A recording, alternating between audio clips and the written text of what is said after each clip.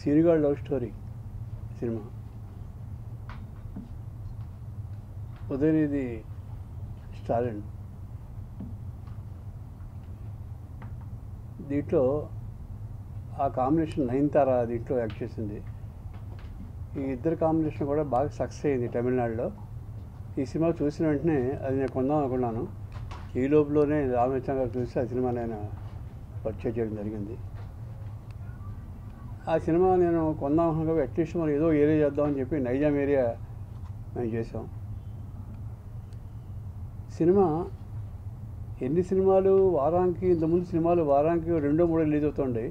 ఈ మధ్యన 5-6 సినిమాలు రిలీజ్ అయిపోతున్నాయి. ఏ సినిమా కూడా అసలు ఓపెనింగ్స్ కానీ ఏమి ఉంటుందా. ఇంతకుముందు ఇదే హీరో సినిమా 70 లక్షలు కొన్నాడు శాటిలైట్ హక్కులు. ఈ రోజున నయనతార కూడా ఉంది ఈ సినిమాలో, అయినా కూడా 20 లక్షలు కొనే ఒక ఛానల్స్ లేవు. ఈ సినిమాను కాదు, ఏ సినిమాను కూడా పెద్ద సినిమాలు తప్ప పెద్ద సినిమాలు కాంపిటీషన్ పడిపోతున్నారు. 8 కోట్ల సినిమా 10 కోట్లు కొంటున్నారు, 10 కోట్ల సినిమా 12 కోట్లు కొంటున్నారు. కానీ చిన్న సినిమా అన్నది, 3 కోట్లలోపు సినిమా అన్నది ఏ ఛానల్ను కూడా కొనకుండా చిన్న సినిమాతో చాలా నరకం అనిపిస్తున్నామని చెప్పాలంటే. రోడ్డు పాలు అయిపోయారు బాగా ఈ ఇండస్ట్రీ.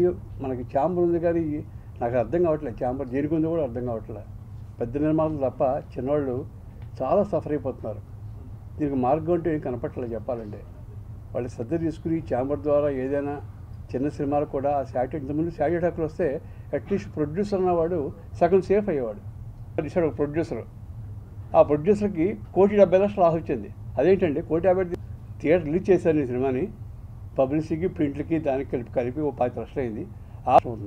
అదృష్టం ఏంటంటే బాహుబలి చిత్రం ఉండడం వలన, 10th ఉండడం వలన ఈ నిర్మాత వాళ్ళు సేఫ్ అయ్యాడు.